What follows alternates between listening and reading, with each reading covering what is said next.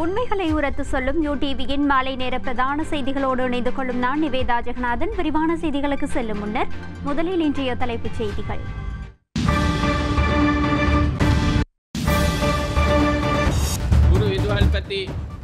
எதிர்வரும் 25ஆம் தேதி முதல் ஆசிரியர்கள் அதிபர்கள் சேவைக்கு வருவதற்கு தீர்மானம். நாடு தழுவிய ரீதியில் விவசாயிகள் ஆர்ப்பாட்டம். உரத்தை வழங்க நடவடிக்கை எடுக்குமாறும் கோரிக்கை. கெரவலப்பிட்டிய யுகதனவி பங்குகள் அமெரிக்க நிறுவனத்துக்கு வழங்கப்பட்டமைக்கு எதிராக கார்டினல் மெல்கம் ரஞ்சித் அல்லே குணவன்ச தேரர் உரிமை மீறல் மனு தாக்கல். மாகாண கட்டுப்பாடுகளுக்கு மத்தியில் சுற்றுலா செல்வதை தவிர்க்குமாறு சுகாதார தரப்பு கோரிக்கை. இலங்கை கடற்பரப்பில் மீன்பிடிக்க வரும் இந்தியர்களுக்கு இந்திய போலீசார் எச்சரிக்கை. அவை எமது தலைப்புச் செய்திகள். இனி விரிவான செய்திகளில் முதலில் உள்நாட்டு செய்திகள்.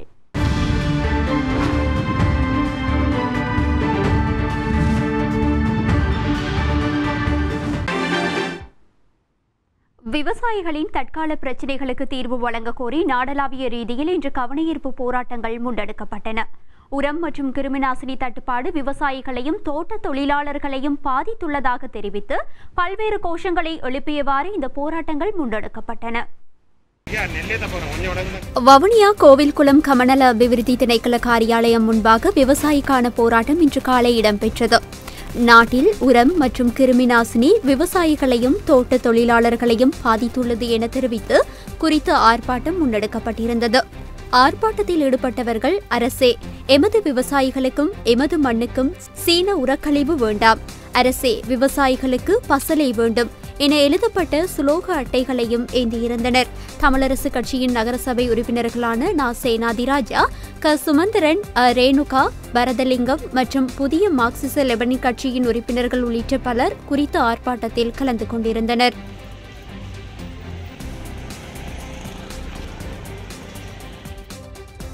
இன்று காலை கிளிநொச்சி கமநல சேவை நிலையத்திற்கு முன்பாக விவசாயிகளால் போராட்டம் ஒன்றும் முன்னெடுக்கப்பட்டது.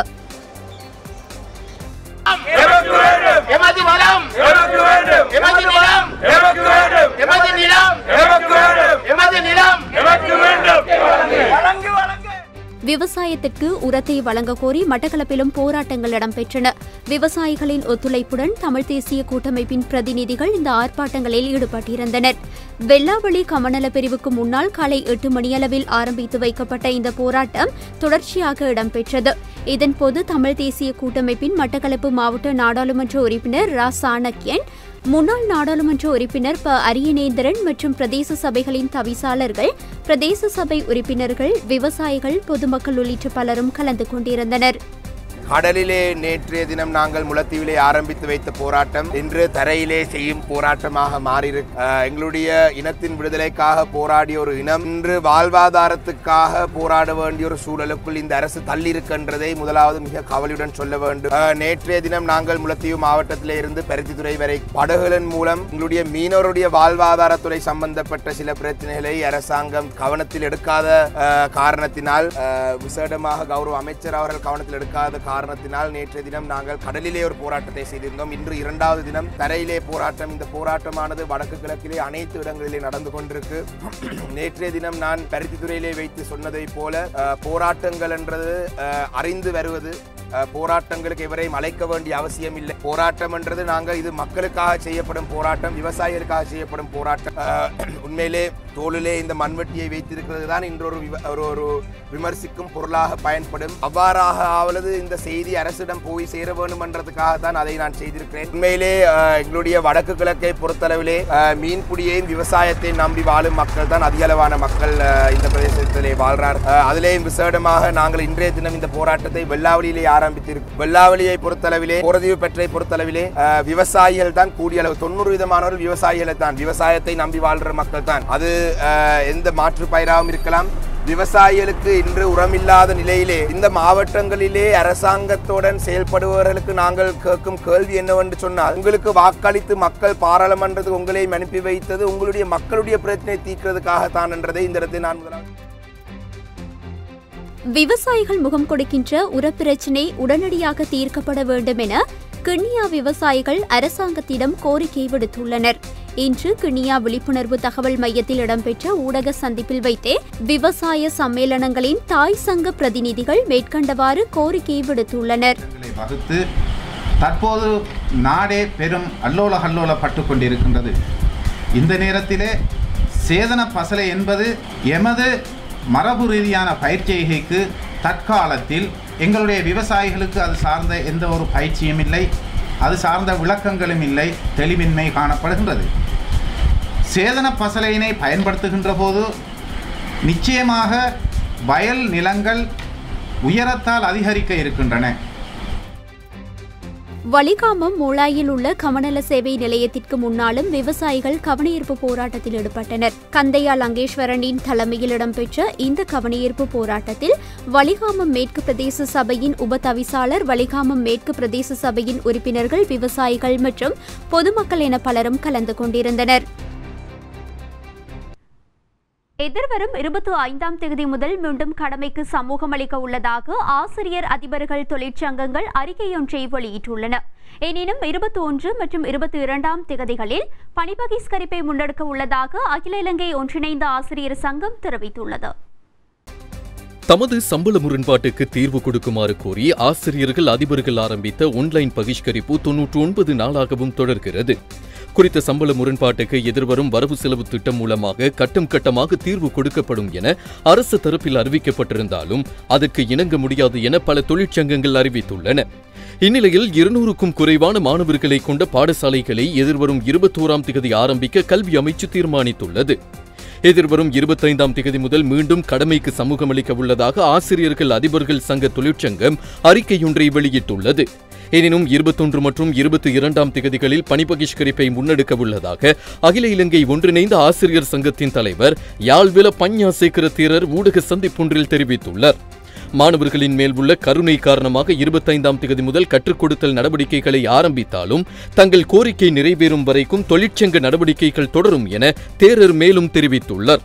இதேவேளை தாம் தொடர்ந்தும் பணி பகிஷ்கரிப்பில் ஈடுபட உள்ளதாக ஆசிரியர்கள் அதிபர்கள் சம்பள முரண்பாட்டிற்கு எதிரான தேசிய ஒன்றியத்தின் ஏற்பாட்டாளர் உலப்பணி சுமங்கல தேரர் குறிப்பிட்டுள்ளார். அத்தோடு முடிந்தால் 21ஆம் தேதி பாடசாலைகளை திறந்து காட்டுமாறும் தேரர் சவால் விடுத்துள்ளார்.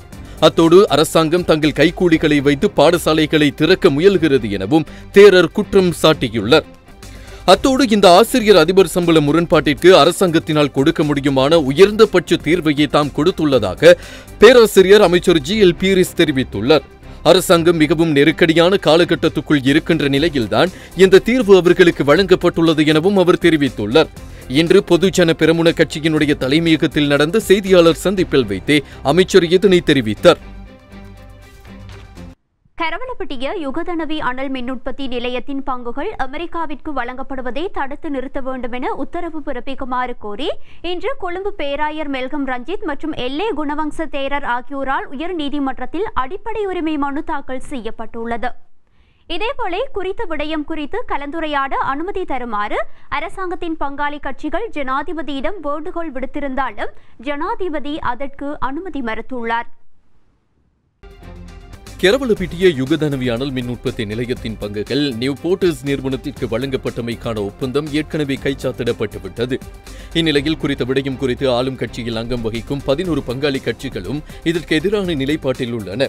இந்த விடயம் குறித்து ஆராய கடந்த செப்டம்பர் 21ஆம் தேதி ஜனாதிபதியிடம் அனுமதி கோரப்பட்டிருந்த நிலையில் ஜனாதிபதி கோட்டாபய ராஜபக்ஷ அதற்கு மறுப்பு தெரிவித்துள்ளதாக தகவல்கள் வெளியாகியுள்ளன. எழுத்து மூலம் கடிதம் அனுப்பிய ஜனாதிபதி கோட்டாபய ராஜபக்ஷ இந்த விடயத்தை தெரிவித்துள்ளார். இது தொடர்பில் ஆளும் கட்சி கூட்டத்தில் அல்லது அமைச்சரவையில் கலந்துரையாடுவதே சிறந்தது எனவும் ஜனாதிபதி தெரிவித்துள்ளார்.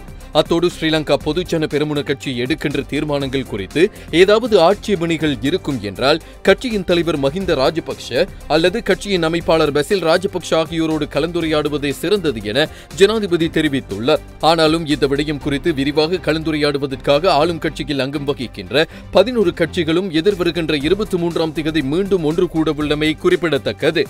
இவ்வாறான பின்னணியில் கெரவலப்பிட்டிய யுகதனவி அனல் மின் உற்பத்தி நிலையத்தின் பங்குகள் அமெரிக்காவின் நியூ போர்ட்ரஸ் நிறுவனத்திற்கு வழங்கப்படுவதை ஆட்சேபித்தும் குறித்த நிறுவனத்திடம் திரவவாயு விநியோக ஒப்பந்தம் வழங்கப்படுவதை தடுக்கும் வகையிலும் உத்தரவு பிறப்பிக்குமாறு கோரி கொழும்பு பேராயர் மெல்கம் கார்தினல் ரஞ்சித் தாண்டகை மற்றும் அல்லி குணவன்ச தேரர் ஆகியோர் உயர்நீதிமன்றத்தில் அடிப்படை உரிமை மனு தாக்கல் செய்துள்ளனர்.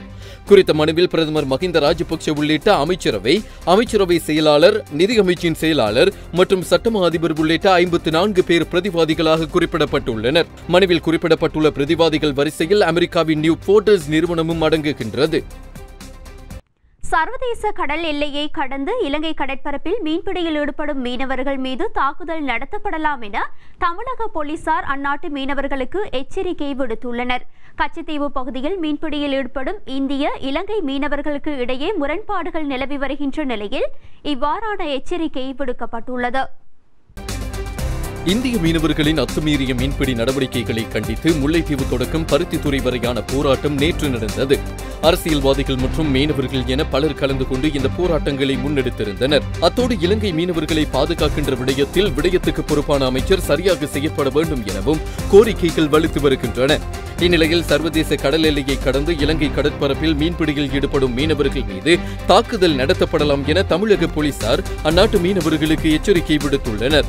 தி ஹிந்து பத்திரிகையில் இது தொடர்பில் இவ்வாறு செய்தி வெளியிடப்பட்டுள்ளது.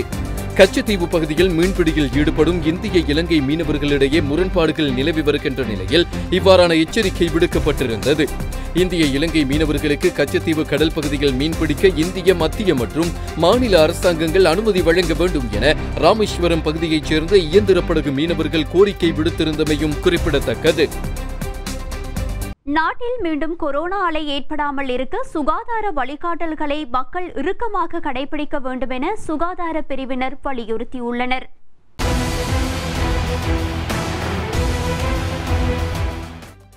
கொரோனா தொற்றிலிருந்து மேலும் 354 பேர் பூரணமாக குணமடைந்து வீடு திரும்பியுள்ளதாக சுகாதார அமைச்சு தெரிவித்துள்ளது. இதற்கமைய இதுவரை கொரோனா தொற்றிலிருந்து பூரண குணமடைந்தவர்களின் எண்ணிக்கை 4,92,975 அதிகரித்துள்ளது. மேலும் 6,08,000 ஃபைசர் தடுப்பூசிகள் இன்று நாட்டை வந்தடைந்தன. நேற்றைய தினத்தில் நாட்டில் 16,212 பேருக்கு கோவிட்-19 தடுப்பூசிகள் செலுத்தப்பட்டன. நேற்று வரை நாட்டிலே 1,27,83,535 பேர் 2 தடுப்பூசிகளையும் செலுத்தியிருப்பதாக தொற்று நோயில் பிரிவின் அறிக்கையில் உறுதிப்படுத்தப்பட்டுள்ளது. முதல் தடுப்பூசி 1,47,80,138 பேருக்கு செலுத்தப்பட்டுள்ளமை குறிப்பிடத்தக்கது. 17 மாவட்டங்களில் உள்ள 129 மத்திய நிலையங்களில் தடுப்பூசி செலுத்தும் பணி முன்னெடுக்கப்பட்டது. உயர்தர மாணவர்களுக்கான ஃபைசர் தடுப்பூசி ஏற்றும் நடவடிக்கைகள் கொழும்பில் இடம்பெற்றன.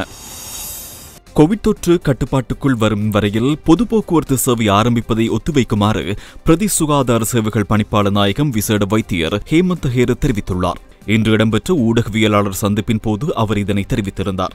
நாட்டில் இன்னும் கோவிட் தொற்றானது முழுமையாக கட்டுப்படுத்தப்படவில்லை. இந்த நிலையில் மக்களின் நடமாட்டம் கடந்த நாட்களிலும் தற்போதும் அதிகமாக காணப்படுவது வேதனை அளிக்கின்றது. நிலைமையை அறியாது சுற்றுலா செல்கின்றார்கள். இது மேலும் பாதிப்பை ஏற்படுத்தலாம்.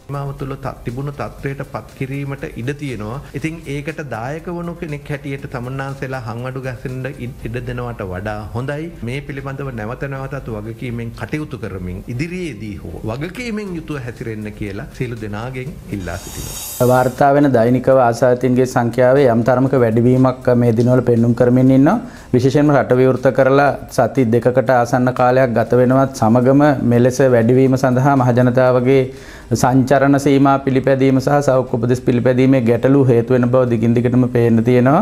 කෙසේ වෙතත් දැන් අපි කළ යුතු තියෙන්නේ ලංකාව පුරා සියලුම සෞඛ්‍යධාරී කොට්ටාශ නියෝජනය වන ආකාරයට අහඹු PCR හෝ රැපිඩ් ඇන්ටිජන් පරීක්ෂණ සිදු කරලා நாட்டில் ஊரடங்கு தளர்த்தப்பட்டு 2 வாரங்கள் ஆகியுள்ள நிலையில் கீழ்மட்டத்தில் நோயாளர்களின் எண்ணிக்கையில் அதிகரிப்பு காணப்படுவதை அவதானிக்கக்கூடியதாக உள்ளது. தற்போது நாடளாவிய ரீதியில் PCR அல்லது ஆன்டிஜன் பரிசோதனைகளை எழுமாறாக நடத்த வேண்டிய கட்டாயம் இருக்கின்றது. இவ்வாறான பரிசோதனைகளின் ஊடாக நாட்டில் நிலவும் உண்மையான நிலையை அறிந்து கொள்ள முடியும் என பொது சுகாதார பரிசோதகர்கள் சங்கத்தின் தலைவர் உப்புல் ரோகனு தெரிவித்தார். தொற்றாளர்கள் எண்ணிக்கை அதிகரிப்பால் மக்கள் சுகாதார கட்டுப்பாடுகளை இறுக்கமாக கடைபிடிக்க வேண்டும். தற்போது அறிகுறிகள் இன்றி நோயாளர்கள் அடையாளம் காணப்படுகின்றனர். காரணம், தடுப்பூசி செலுத்தப்பட்டவர்களின் சதவீதம் அதிகரித்துள்ளது. இதனால் நோய் அறிகுறிகள் காணப்படாத நிலைமை ஏற்படும். இன்னும் அதிகமானோர், குறிப்பாக சிறுவர்கள், தடுப்பூசிகளை செலுத்தாமல் உள்ளனர். எனவே மக்கள் எதிர்வரும் நாட்களில் பொறுப்புடன் செயற்பட வேண்டும்.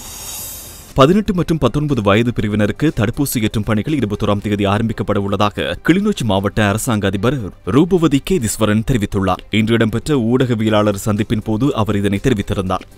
பாடசாலை மாணவர்களுக்கான தடுப்பூசி வழங்குகின்ற செயற்பாடு தொடர்பாக 18-19 வயதுக்கு உட்பட்டதான மாணவர்களுக்கான தடுப்பூசி வழங்குகின்ற செயற்பாடுகளை வருகின்ற 21ஆம் தேதி பாடசாலைகளிலே ஆரம்பிக்கப்பட இருக்கின்றது என்பதாகவும் சுகாதார திணைக்களத்தினால் எங்களுக்கு அறிய தரப்பட்டிருக்கிறது. கிளிநொச்சி மாவட்டத்தை பொறுத்தவரையில் தற்பொழுது 7057 பேர் மொத்தமாக தொற்றாளர்களாக பதிவு செய்யப்பட்ட நிலை காணப்படுகின்றது. இப்பொழுது நோயாளர்களாக இருக்கின்றவர்களுடைய எண்ணிக்கை 166 பேர் நோயாளர்களாக காணப்படுகின்றார்கள். 20 வயசுக்கும் மற்றும் 30 வயசுக்கும் இடைப்பட்டவர்களான வயது குழுவினருக்கான தடுப்பூசி ஏற்றுகின்ற செயற்பாடுகளும் மாவட்டத்தில் முன்னெடுக்கப்படுகிறது. அவர்கள் மிகவும் குறைந்த அளவாகவே அவங்களுடைய தடுப்பூசி ஏற்றுவதற்கான ஆர்வமின்மையை தான் அவர்கள் காண்பித்திருக்கிறார்கள். ரபியுல் அவ்வல் மாதம் இஸ்லாமிய வரலாற்றில் மிக முக்கியமான மாதமாகும். ஏனெனில் இந்த மாதத்தில் முஸ்லிம்கள் உயிரிலும் மேலாக மதிக்கும் இறுதி நபி முகமது அவர்களின் பிறப்பால் மனித குலம் ஆசிர்வதிக்கப்பட்டது. இதனையொட்டி நாடளாவிய ரீதியில் பல நிகழ்வுகள் நடத்தப்பட்டன. ரபியுல் அவ்வல் மாதம் இஸ்லாமிய வரலாற்றில் மிக முக்கியமான மாதமாகும். ஏனெனில் இந்த மாதத்தில் இறுதி நபி முகமது பிறப்பால் மனிதகுலம் ஆசீர்வதிக்கப்பட்டது. ரபியுல் அவ்வல் என்றால் வசந்தம் என்பது பொருள். வசந்த காலம் பூமிக்கு பசுமையையும் அழகையும் கொண்டு வருவது போல வசந்தம் என பொருள்படும். ரபியுனில் அவ்வல் மாதத்தில் பிறந்த முகமது ஸல்லல்லாஹு அலைஹி வஸல்லம் மனித சமூகத்திற்கு சுபீட்சம், வெற்றி, மகிழ்ச்சி, அமைதி மற்றும் மன நிறைவையும் கொண்டு வந்தார். கோவிட்-19 தொற்றின் காரணமாக நம் நாட்டு மக்களில் பலர் பொருளாதார நெருக்கடிக்கு முகம் கொடுத்திருக்கின்ற இந்த நேரத்தில் தேவையுடைய மக்களுக்கு இன மத பாகுபாடுகளின்றி உதவிக்கரம் நீட்டுமாறு அனைவரையும் தயவாய் வேண்டிக் கொள்கிறோம். மேலும் பயங்கர கொரோனா தொற்றின் ஆபத்து நம் நாட்டிலிருந்தும் உலகிலிருந்தும் விரைவில் நீங்கி எல்லோருக்கும் சுபீட்சமான வாழ்வு பிறக்க பிரார்த்தனைகளில் ஈடுபடுமாறும் எல்லோரையும் கேட்டுக்கொள்கிறோம். நமது தாய் மண்ணில் சாந்தியும் சமாதானமும் நல்லுறவும் நல்லிணக்கமும் பொருளாதார அபிவிருத்தியும் ஏற்பட எல்லாம் வல்ல அல்லாஹ்விடம் பிரார்த்திக்கின்றோம் என அகில இலங்கை ஜமியத்துல் உலமா தனது ஊடக வெளியீட்டில் குறிப்பிட்டுள்ளது. நபிசல் அவர்களின் பிறந்த தினத்தை முன்னிட்டு கொழும்பு மாநகர சபையின் ஏற்பாட்டில் விசேட வைபவம் ஒன்று நேற்று மாலை மாநகர சபையின் பிரதிமேயர் எம் இக்பால் தலைமையில் மாநகர சபையின் முன்றலில் இடம்பெற்றது.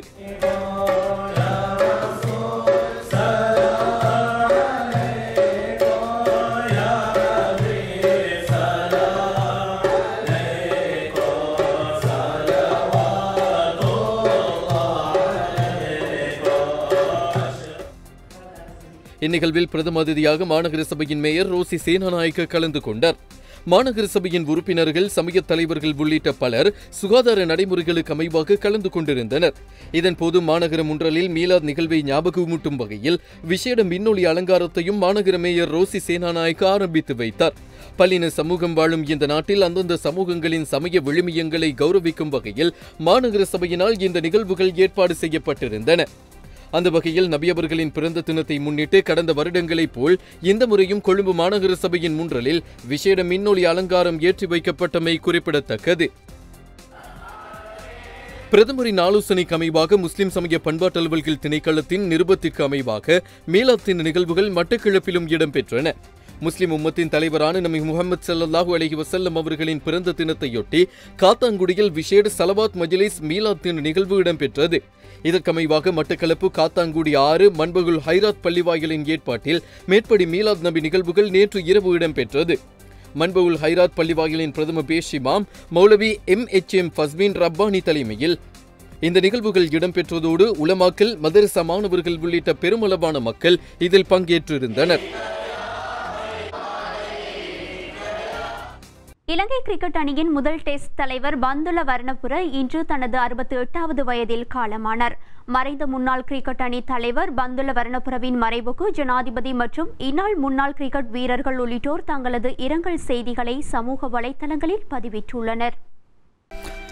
1982 ஆண்டு இலங்கைக்கு டெஸ்ட் அந்தஸ்து கிடைத்தவுடன் இலங்கை அணி பிப்ரவரி 17ஆம் தேதி கொழும்பு சரவணமுத்து விளையாட்டு மைதானத்தில் இங்கிலாந்துக்கு எதிராக முதலாவது டெஸ்ட் போட்டியில் விளையாடியது. அந்த போட்டியில் அணியின் தலைவராக செயற்பட்ட பந்துல வர்ணபுர முதலில் துடுப்படுத்த ஆட தீர்மானித்ததோடு இலங்கைக்கான முதல் டெஸ்ட் ஓட்டத்தையும் இவருடைய துடுப்பாட்டத்திலேயே பெற்றுக் கொடுத்தார்.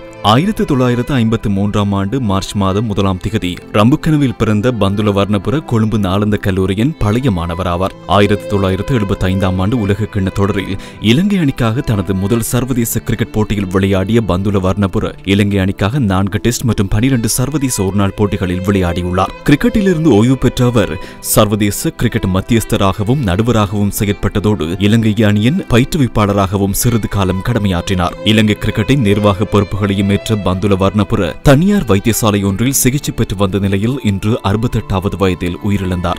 மறைந்த முன்னாள் கிரிக்கெட் அணி தலைவர் பந்துல வர்ணபுரவின் மறைவுக்கு ஜனாதிபதி மற்றும் இந்நாள் முன்னாள் கிரிக்கெட் வீரர்கள் உள்ளிட்டோர் தங்களது இரங்கல் செய்தியை சமூக வலைதளங்களில் பதிவிட்டுள்ளனர். இத்துடன் யூடிவியின் மாலை நேர பிரதான செய்தி அறிக்கை நிறைவு பெறுகின்றது. தொடர்ந்து யூடிவி வழங்கும் நிகழ்ச்சிகளோடு இணைந்திருங்கள்.